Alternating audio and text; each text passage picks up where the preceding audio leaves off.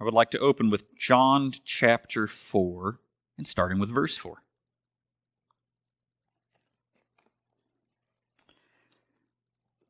Now Jesus had to go through Samaria, and so he came to a town in Samaria called Sychar, near the plot of ground Jacob had given to his son Joseph. Jacob's well was there, and Jesus, tired as he was from the journey, sat down by the well. It was about the 6th hour. When a Samaritan woman came to draw water, Jesus said to her, "Will you give me a drink?" His disciples had gone into town to buy food.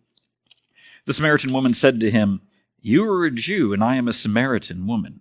How can you ask me for a drink? For Jews do not associate with Samaritans." Jesus answered her, "If you knew the gift of God, and who it is that asks you for a drink, you would have asked him, and he would have given you living water." "Sir," the woman said, "you have nothing to draw with, and the well is deep. Where can you get this living water? Are you greater than our father Jacob, who gave us the well and drank from it himself, as did also his sons and his flocks and his herds?" Jesus answered, "Everyone who drinks this water will be thirsty again. But whoever drinks the water I give him will never thirst. Indeed, the water I give him will become in him a spring of water welling up to eternal life." The woman said to him, "Sir, give me this water so that I won't get thirsty and have to keep coming here to draw water." And he told her, "Go call your husband and come back." "I have no husband," she replied. Jesus said to her, "You are right when you say you have no husband. The fact is, you've had 5 husbands. The man you now have is not your husband. What you have just said is quite true." "Sir," the woman said, "I can see that you are a prophet. Our fathers worshipped on this mountain, but you Jews claim that the place where we must worship is in Jerusalem." Jesus declared, "Believe me, woman, a time is coming when you will worship the Father neither on this mountain nor in Jerusalem. You Samaritans worship what you do not know. We worship what we do know, for salvation is from the Jews. And yet a time is coming, and has now come, when the true worshipers will worship the Father in spirit and in truth. For they are the kind of worshipers the Father seeks. God is spirit, and his worshipers must worship in spirit and in truth." Jesus' call to us is to worship in spirit and in truth. And so what does that mean to us? Well, so we're on a series on holiness. We're going to be talking about holiness for the next number of months. And holiness means to be set apart, to belong to God, to be his. Now again, Israel was a set-apart nation from God in the Old Testament. Within Israel, the Levites, and we're in the book of Leviticus, the Levites were the set-apart of the set-apart. The Israelites were set apart from the world. The Levites were set apart from Israel. So when we ask the question, how are we to be set apart and holy? Leviticus is a good book for us to be in. How do we apply that book today, to us today? Well, last week we looked at what it meant to give God our best. And I want to back up just a minute. There's always a danger in teaching this that you can, believe it or not, you can overemphasize obedience. There's a danger in teaching that we are called to obey God, that if you overemphasize it, you can end up in the, well, we're saved by our obedience. We're saved by what we do. And that's a saved by works doctrine. Let me say that there's a knife edge to walk. We are saved by grace. That doesn't mean we get to do whatever we want to do. We are saved to follow God, to obey him. That doesn't mean that our obedience saves him. There's a danger that when we teach that we are to follow God and we are saved by grace, that is such a difficult balancing act to get. And if you phrase it wrong, what comes across is we're always striving to obey God perfectly, and if we don't, our best is not good enough. That was not the goal last week. Let me say, it is not a being saved by our obedience and saved by we've got to get it best. I believe in the assurance of salvation. I believe that we know that if we're a Christian, that we're following God, that our best is good enough for him. And I believe also, likewise, that we know when we're not giving him our best. I believe that we know that if we're only coming to church every 5 years, we don't have the right to pat ourselves on the back and say, well, it's good enough. We know when we're giving God our hearts and when we love him and when we're trying. And This is that danger of talking about giving God our best. None of us are wearing tuxes, guys. None of the women are giving. We know that when we're talking about our best, I think that we know what we mean by that. We're not talking about giving 100% of your income. We're not talking about wearing tuxes and evening gowns to church. That's not what we mean by giving God our best. Daily, I'm trying to draw closer to God. And daily, I realize that I could have done better the day before, but he still loves me anyway. Daily, I'm learning what it means to follow God. And daily, I'm discovering what it means to draw closer to him. And the joy is that journey. And so, last week, we talked about what it means to draw close to God, to give him our best. Today, and that was in the first 7 chapters of Leviticus. Today, I want to look at chapter 8 of Leviticus, chapters 8 through 10. But again, allow me to set the stage, if you weren't here last week, if you're just tuning in for the first time. Israel, at the end of the book of Genesis, Israel was a family. And they ended up in the nation of Egypt. And we fast forward over 400 years, and now we're in Exodus and Leviticus. And in these books, the family of Israel is now the nation of Israel. They went from being less than 100 people, 120 people, somewhere around there, being a small, when you figure that Israel himself had 12 sons, and we don't know how many daughters, not surprising that we're talking about numbers of maybe up to 120 people. That's for 12 boys and who knows how many girls, that's maybe reasonable. But we fast forward over 400 years, and now we're talking about 2.4 million people are the nation of Israel. And we know from the beginning of the book of Exodus, 2.4 million people that were slaves, and then they get out of slavery. Now think about that. Suddenly, slave to free overnight. Suddenly being forced to make bricks for presumably pyramids and other monuments in Egypt, to suddenly 2.4 million people not knowing what freedom is like. Our own country went through this with the freeing of the slaves. There were an awful lot of people who suddenly had to figure out, what do I do with my life now that I get the choice? Israel went from iron-fisted monarchy to freedom overnight. When I went off to college, I was very fortunate. As my parents trusted me. More than they maybe should have. They converted the garage. We had one of those attached garages, and they converted it into a couple of bedrooms for my brother and I, so that all of us could have our own bedrooms, which was super generous. And I got that room that had the garage door that led outside as my bedroom. I had my own door in and out of the house, and took full advantage of that at all crazy hours of day and night. And bless them, my parents trusted me, and I didn't take advantage of that. I may have gone on walks at weird hours of the night, but I wasn't out doing weird things. And so when I say that I really didn't have much of a curfew growing up, I really didn't have much of a curfew growing up. So I got off to college, and I was fine. It wasn't that big of a deal. Our college had a curfew, which was kind of weird to me. But that was okay. The curfew was late, and I had homework to do, and I wanted to get a good night's sleep for the next day. Not a big deal. The number of my fellow classmates that would sneak out in the middle of the night to break curfew was astronomical, because having been raised in homes with curfews and stuff, suddenly they're at college, sudden freedom. You know what this is. Sudden freedom, and they took advantage of it. It's the reason that the number of people that take off to college suddenly develop too much drinking problems and things like that. Out from under mom and dad, suddenly there's this feeling of freedom, and they go crazy with it. Now, 2.4 million Israelites suddenly have freedom. And suddenly parts of the books of Exodus and Leviticus, Numbers maybe make a little bit more sense to us. Israel has freedom. And so God lays down some rules that they are to follow.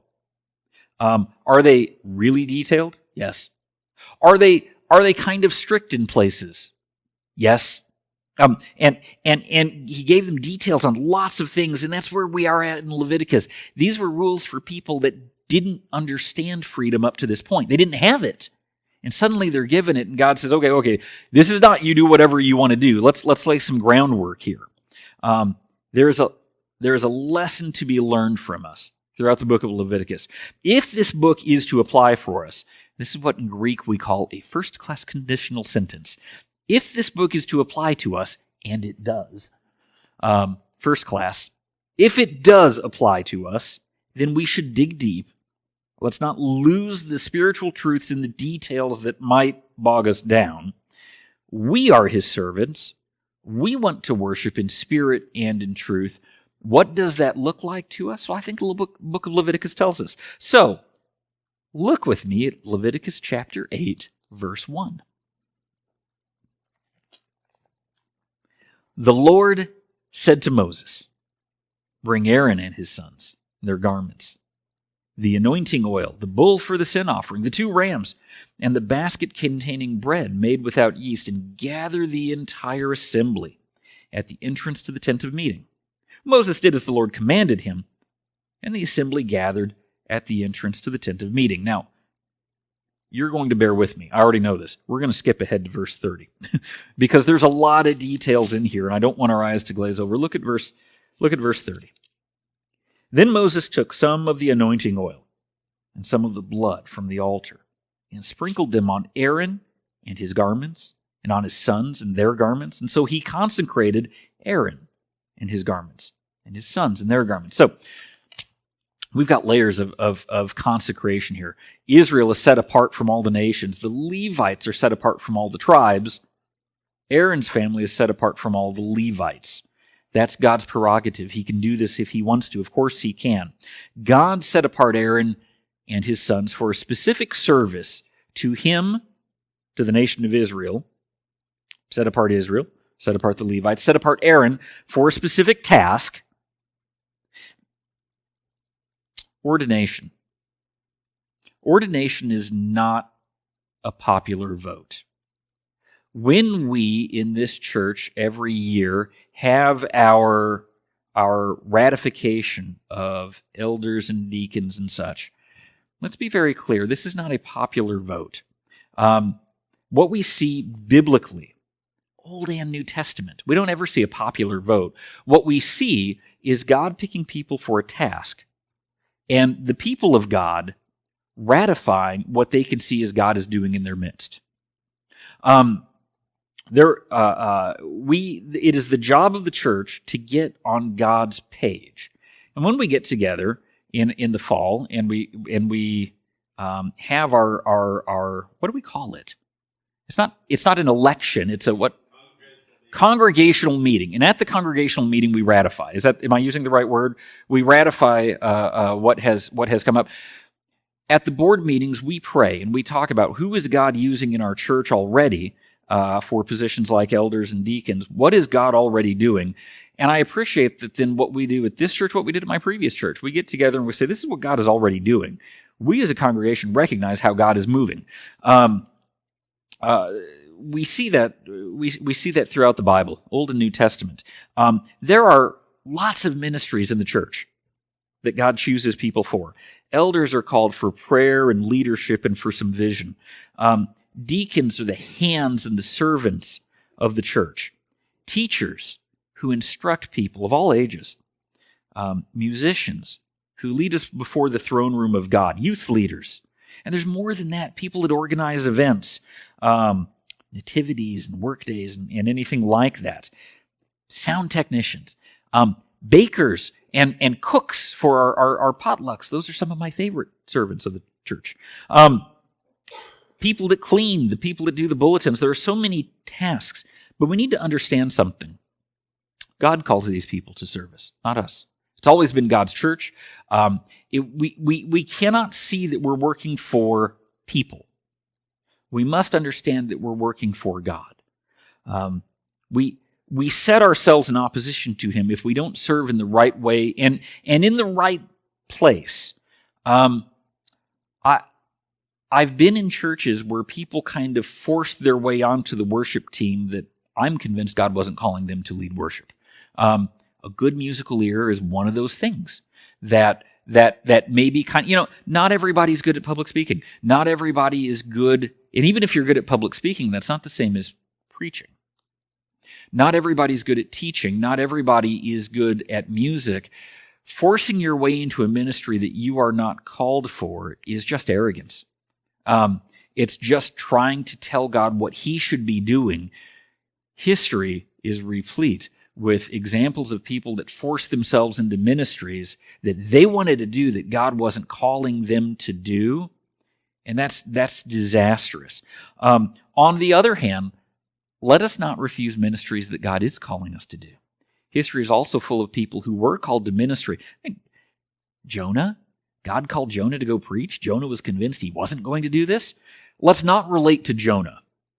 Let's also not force our way into ministries, and we'll get into this later today, into ministries that God isn't calling us into.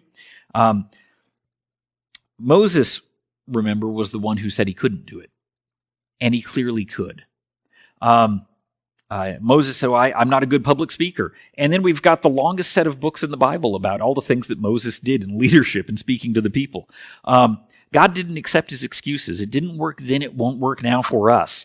God determines his servants. There are so many ways that the church can put us to work now. 2020, 2021, these are difficult years when a lot of churches, ours included, is scaling back for safety's sake some of the things that we used to do.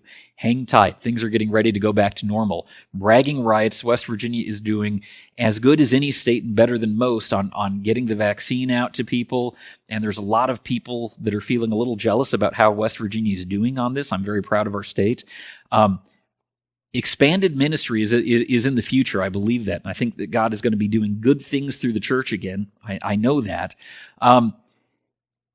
If you want to get involved, I want to talk with you. The leadership wants to talk with you about how you want to get involved. There are so many ways that we can get together and do ministry. It's not just teaching, preaching, song leading. It's not just that. We want to be active in his kingdom. Audience is not what we're looking at. Ministry is what we're looking at, and we're all called to be ministers. We're never called to be an audience.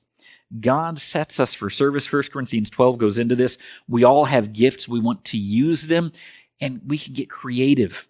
Our previous church had an exercise ministry that once a week, the church that I preached at before had one of the ladies that was running an exercise program. What a great, so many people came to the church through that.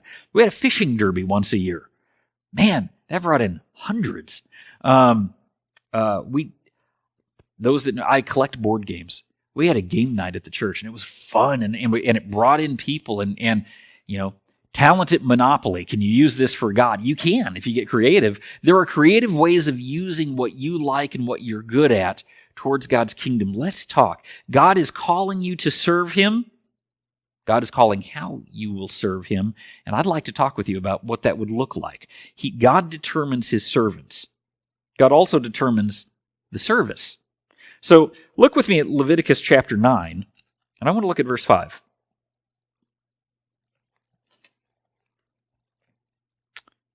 They took the things Moses commanded to the front of the tent of meeting, and the entire assembly came near and stood before the Lord. And then Moses said, "This is what the Lord has commanded you to do, so that the glory of the Lord may appear to you." Moses said to Aaron, "Come to the altar and sacrifice your sin offering and your burnt offering and make atonement for yourself and the people. Sacrifice the offering that is for the people and make atonement for them as the Lord has commanded." And not only does God determine who will serve him, he does determine how. It's not for us to decide what will be acceptable to God. The Israelites were, think about this. Hearing this transformed Exodus to me. The Israelites were effectively Egyptian. They had been in Egypt for 430 years. Even if they had set themselves apart from the Egyptians and lived in their own neighborhoods, they were still surrounded by Egypt. There was a lot of Egypt in these people. Easy to fall into Egyptian practices. One of the things that I can't help but think of, all of Egypt was built along the River Nile. What a crazy ancient country. The only country you will find that was hundreds and hundreds of miles long and 10 miles wide. What a weird country Egypt was. Everything was on the River Nile. And do you know what the god of the River Nile was? Khnum was a god that was a calf. And so what do the Israelites do as soon as they get some freedom? They make a golden calf to worship. And we say, where did that come from? What a crazy idea. But if we know just a little bit of history, we get that the calf was a big deal to the Egyptians. And so Moses and Joshua are up on the mountain just a little bit too long, and they go back to old practices. Makes a little bit of sense. Easy to fall when they were, so here they are traveling to the land of Canaan. It would be easy to fall to Canaanite practices, and they did. With Dagon and Chemosh and Molech and Ashtoreth, they fell to Canaanite practices. And so God gets very specific on how he wants to be worshipped. He is a God of details. He is serious about worship, and he wants it done his way and not just any old way. So do we let God choose how we will serve and worship him today? The New Testament tells us how the early church worshiped. Prayer and fellowship, scripture reading and the breaking of bread. Lots of people think that worship is optional. You can read books about God. You can sit home and listen to sermons on the internet in today's day and age. Worship is a big deal. And I think a lot of churches undersell worship when worship is a big deal to God. It's not optional. In a day and age when people go to church when it's convenient, and I'm not talking about COVID-19. I was talking about before March of 2020. In a day and age when people would go to church when it was convenient, I always joke that, but it's true. If it's really nice outside, they'll go to the park, they'll go fishing, they'll go to the beach. If it's really murky and nasty outside, we don't feel like going out. So church is when it's just too good to stay indoors and too bad to stay at home, or the other way around, however you want to phrase it. And that's giving God leftovers, and it doesn't prioritize worship. And it's not lordship, and it's not service. God determines our worship. Now, I keep using the phrase worship and service interchangeably. I got my master's degree, and I focused on the Coptic language, and one of the things that I love about the Coptic language is they're the same word. Worship and service are the same word, and I love that, because biblically they're so interrelated. When we serve God, we worship him. You cannot serve God and not worship him. Worshiping God is a form of service to him. They're so linked. Let us worship God in spirit and in truth, and that means, and in a morally relativistic world, that means we don't pick what is acceptable to God. He picks what is acceptable to him. And we'll talk more on that in a minute.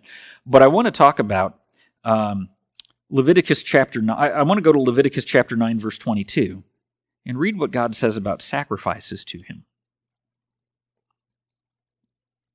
Leviticus chapter 9, verse 22. Then Aaron lifted his hands toward the people, and he blessed them. And having sacrificed the sin offering, the burnt offering, the fellowship offering, he stepped down. Moses and Aaron then went into the tent of meeting. When they came out, they blessed the people. And the glory of the Lord appeared to all the people. Fire came out from the presence of the Lord and consumed the burnt offering and the fat portions on the altar. And when all the people saw it, they shouted for joy and they fell face down. Oof. Leviticus is so specific, isn't it, on the details that it gets into, lots of details, which can throw us off. As I said last week, so many people make themselves the New Year's promise. We're going to start reading through the whole Bible to get through Genesis. It's very interesting. Exodus bogs down in a few places. They think that's okay. We'll power through Exodus. And they get to Leviticus and they really get bogged down in details. And at some point they quit because the details can feel overwhelming. So let me say, for those of us that read through, there's an awful lot of the Old Testament that the details don't apply to us, but the point behind the details absolutely do. Don't lose the forest for the trees. God wants to be worshiped seriously, not flippantly. We can say, oh man, all that stuff back then, it can't have been that important. All those details. God can't have been all that serious about that, could he? Who are we to say that to God? Who are we to say that he didn't take the time? I mean, I keep scrap paper. When something goes through the printer and it's printed wrong, I keep that sheet of paper for scrap paper. I just throw it in a pile of scrap paper on the floor next to my desk because the backside's fine and I can use it for scrap paper. I need to quit doing that. Because I've got a lot of scrap paper through. Because I'll grab other when other people run stuff through the photocopier, I'll grab that too. I'll fish it out. We've got a kind of a little recycle thing, and I'll fish it out, and I'll think I'll use it for scrap. I don't need note paper as bad as what I've got for scrap paper. I've just got this massive pile of scrap paper that I don't need. And I need to probably quit doing that and just recycle it and be most of it and be done. Paper's cheap today, right? And it's ubiquitous. And I'm amazed that, technology.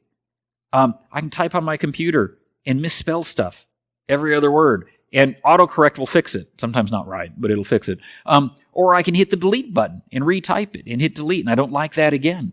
I read about these authors and how quickly they could type stuff accurately on typewriters without a delete key, and I think, wow, we're so spoiled in the year 2021 with delete keys and whiteout. I've said this before. The gal that invented whiteout, her son went on to play in the Monkees band. That was Mike Nesmith, the guy with the hat. His mom, he always joked that his mom was more famous and changed the world more than he did because she invented whiteout. And I just think that's a neat little bit of trivia. It has nothing to do with the sermon, but I just like throwing that bit of trivia out. But we live in a day with whiteout and backspace, and paper's cheap. And I point all that out to say, it wasn't cheap when God was writing his Old Testament through Moses, and papyrus was hard to make. And if God took the time to write it back then, it wasn't a passing thought that he just logged onto his computer, wrote it down, and forgot about it. It was a big deal back then. Who are we to say that the stuff that God wrote didn't matter that much back then? We need to look at how important writing was back then. We don't have that right. He determined what his sacrifices would be, and he still does. We dare not question him and what his servants did. Romans chapter 14, verse 4 reminds us, who are we to judge someone else's servants? That's God's place, says Paul. And that's true for us when we look back at the Old Testament. It's true for us when we look at each other today. The sacrifices that we make today are important. Now, your sacrifices are between you and God. In the Old Testament, the people were commanded to tithe.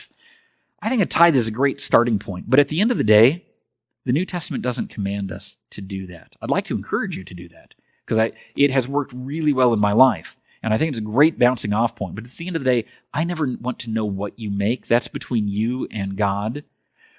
Sacrifices of time, sacrifices of this and that are yours, and they won't match mine. Then I want to take that even one step further.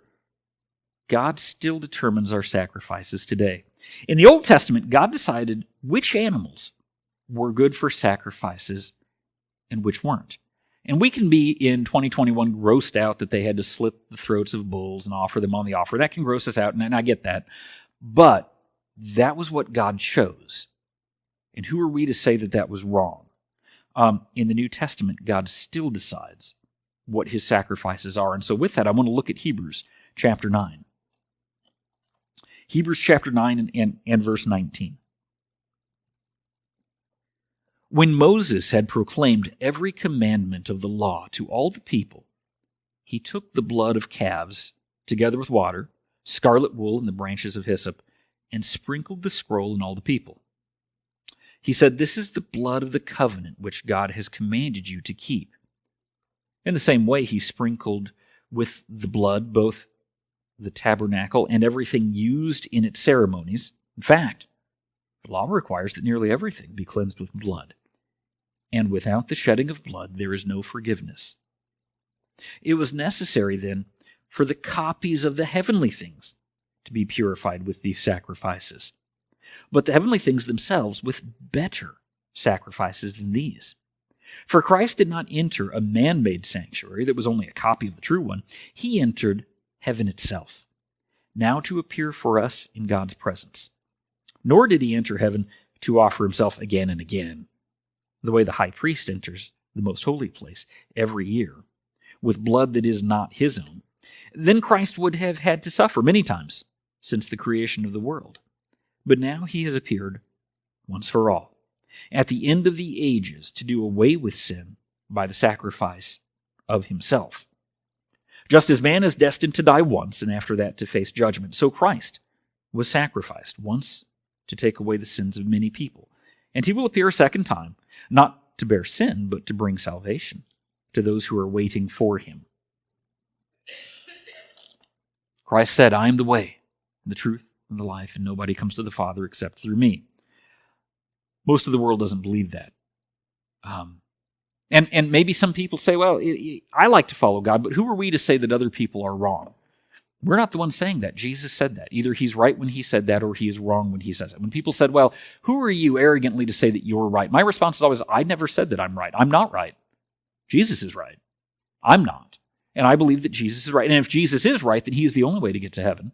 There is no other way. That is either a true statement or it's not a true statement. If it's not a true statement, this book is false.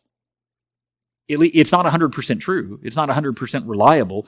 And if it's not 100% reliable, then we're picking and choosing which bits we like, which bits we won't, which bits we think we can follow, which bits are not true, and it no longer is a foundation. Either it is a true statement or it is not.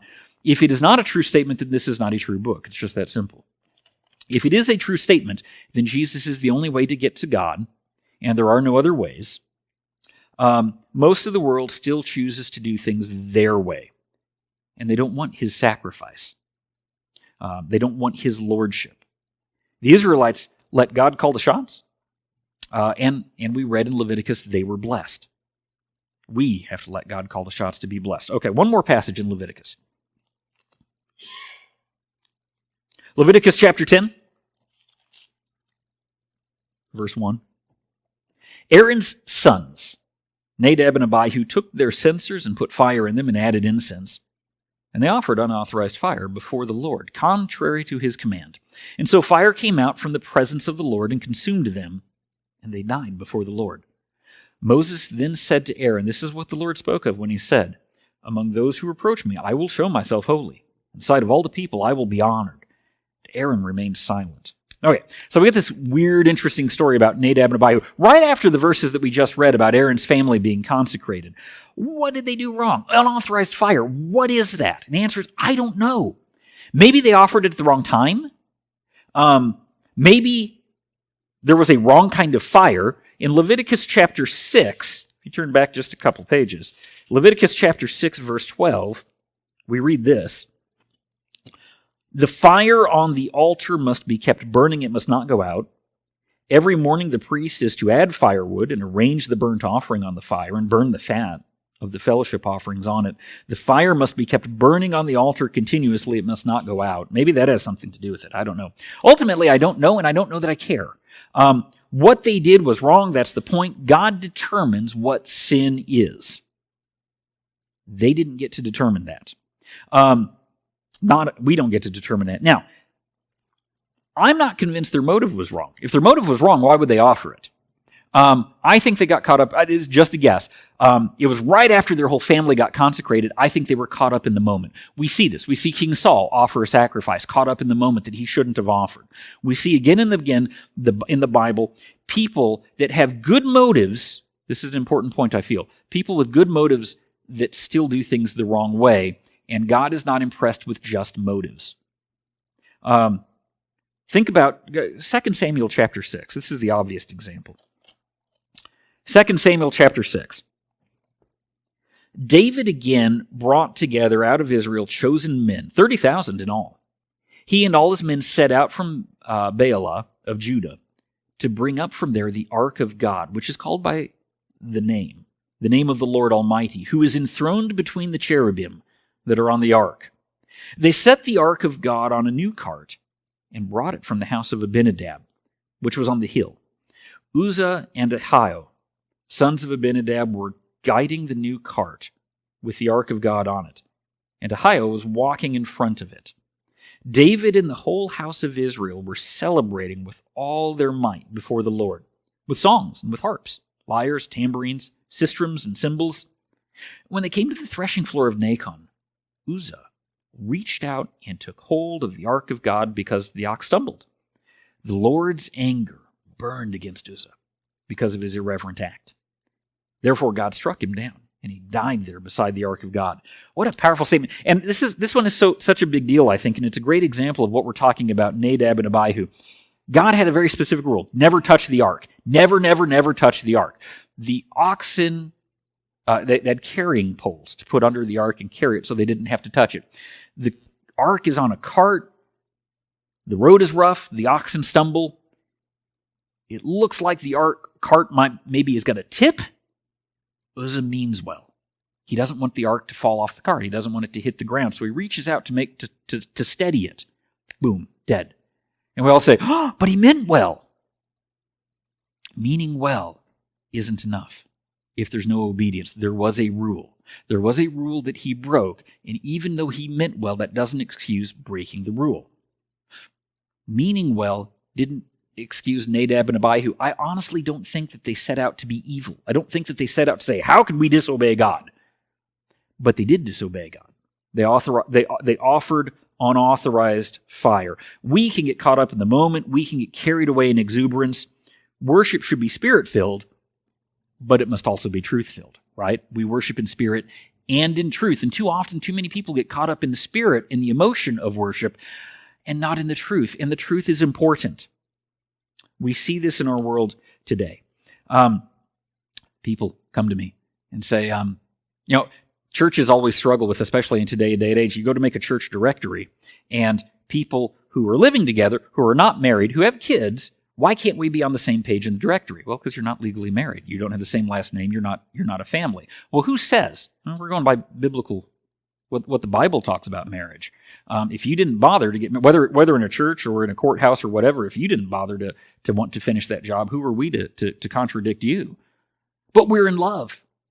Debbie Boone, if it feels so right, how can it be wrong? Well,